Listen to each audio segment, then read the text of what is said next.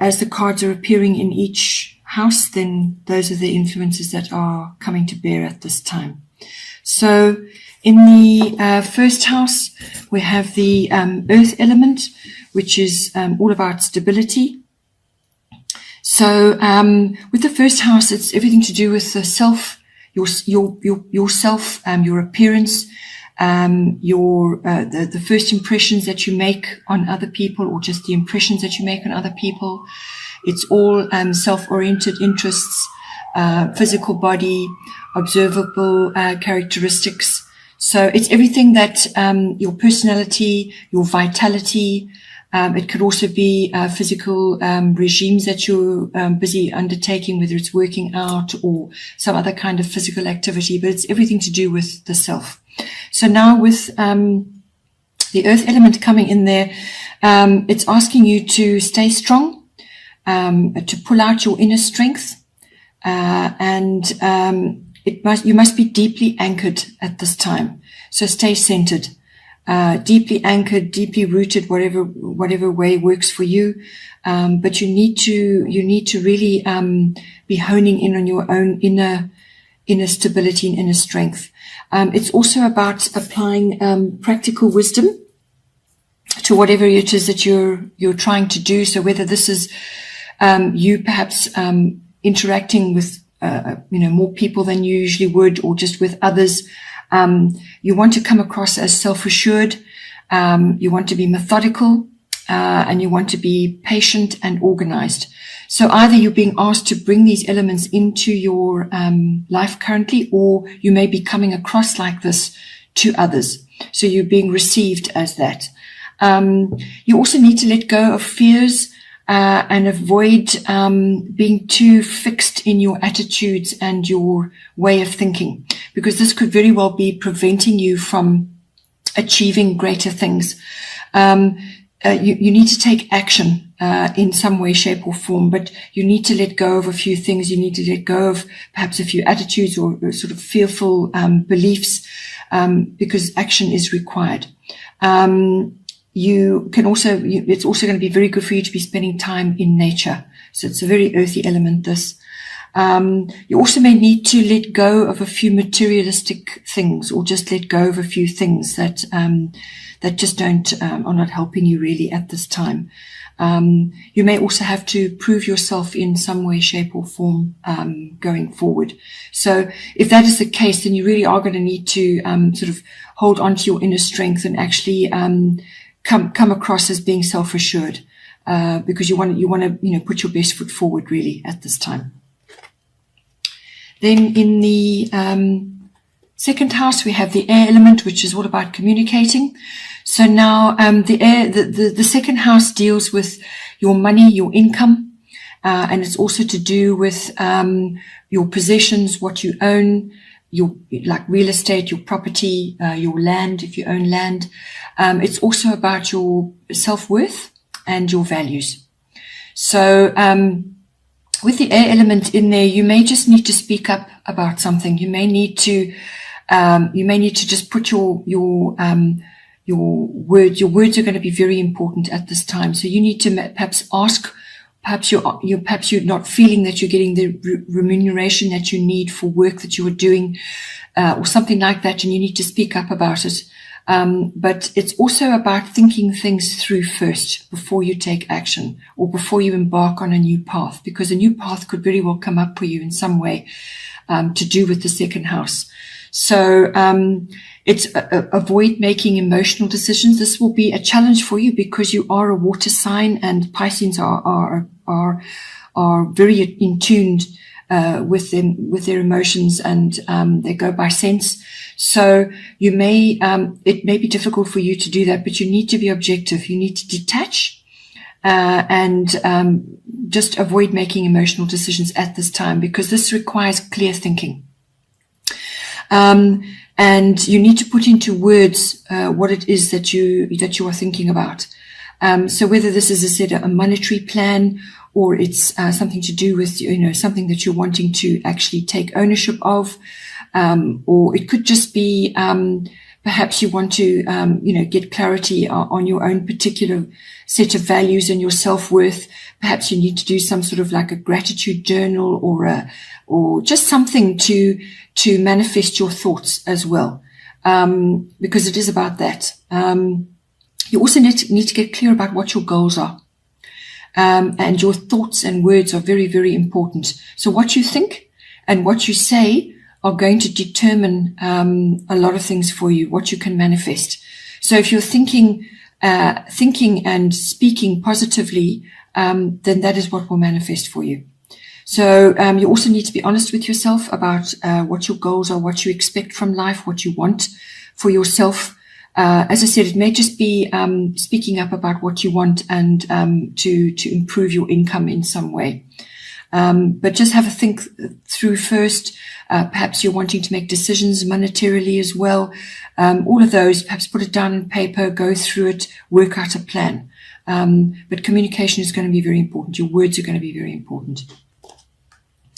And we have words coming up again. This is now in your actual third house. This is the house of communication. So again, thinking and words are coming in. So with this, your third house is, as I said, everything to do with communication, but it's written, verbal, it's your body language, it also deals with contracts and documents, and also speaking with others on a bigger scale, but also with your aunts and your uncles and your cousins and siblings. So there may be some issue, a family issue, which is coming up as well. It's asking you to be mindful, to really pay attention, as I said, to your words and what's being said, and what is going down on paper, the words and how the contracts or documents are laid out and so on. So, you need to be able to communicate with versatility. So you need to be versatile about how you express yourself. But you also need to listen, because this is something that Gemini needs to harness for themselves, is to learn to listen as well as speak, because they're very verbal. So but listening is equally important, because once you've listened, then you can really formulate what it is you want to say, instead of jumping in first and just blurting something out. Also, you might hear of gossip, or you don't allow yourself to be dragged into that, or just avoid any gossipy conversations, or perpetuating a gossipy tale. Just steer clear of all of that, because that could come in for you as well. You may have to talk your way into something or out of something. And you could also be in two minds about something. Perhaps you're wanting to purchase something, or you're wanting to you've got a contract or some sort of document which you need to finalize.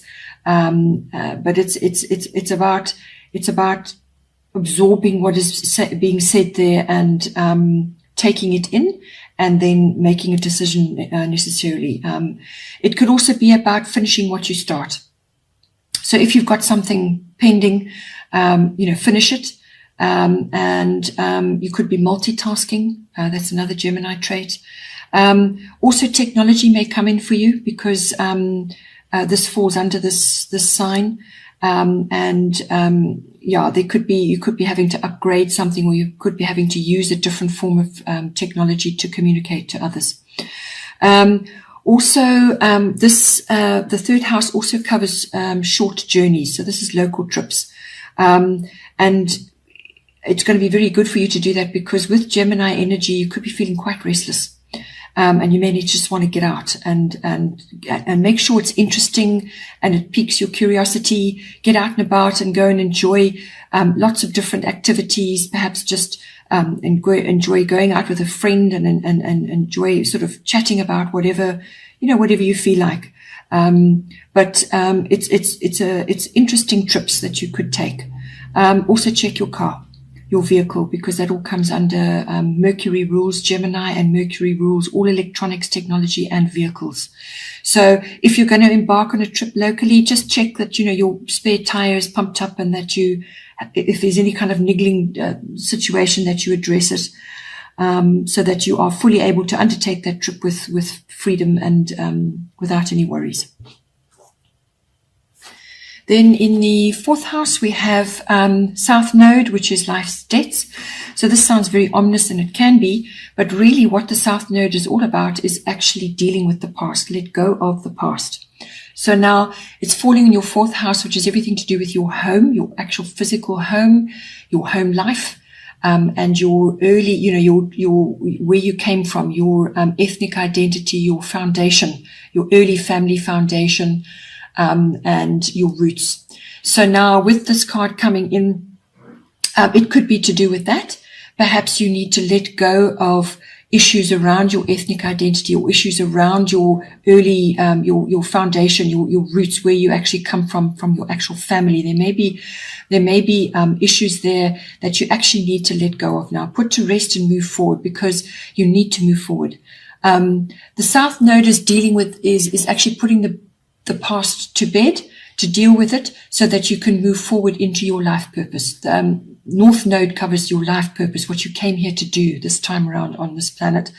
And with the South Node, it's a karmic thing. So if you're into past lives, you could be dragging a bit of baggage, or a bit of a few problems from, or just issues from previous lifetimes, and now you need to deal with them, because once you deal with them and close them off, end those cycles, then you can move forward.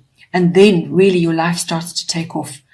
You get on mission, you actually find your path, and a whole lot of things. So it also could just be dealing with issues from the past.